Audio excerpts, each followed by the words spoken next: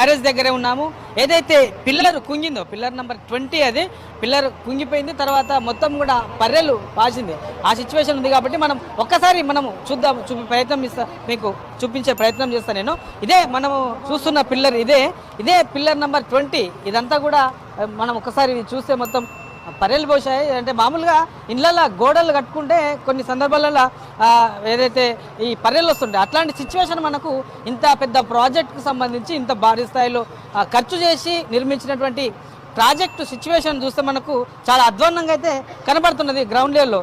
ఇది కింది నుంచి పై వరకు కూడా ఇదే సిచ్యువేషన్ ఉంది. ఏదైతే ఈ పిల్లరు ఎంత హైట్ ఉందో ఆ హైట్ వరకు కూడా మనకు ఈ పగుళ్ళు కనబడుతున్నారు. ఈ పగుళ్ళు మొత్తం పైదాకా కూడా అదే సిచ్యువేషన్ మనకు కనబడుతుంది. ఒక్కసారి ఈ మధ్యలో చూస్తే మనకు అవి పెచ్చులు ఎప్పుడు ఊడిపోతాయా అనే భయంకరమైనటువంటి సిచ్యువేషన్ మనకు ఈ పిల్లర్ దగ్గర కనబడుతున్నది.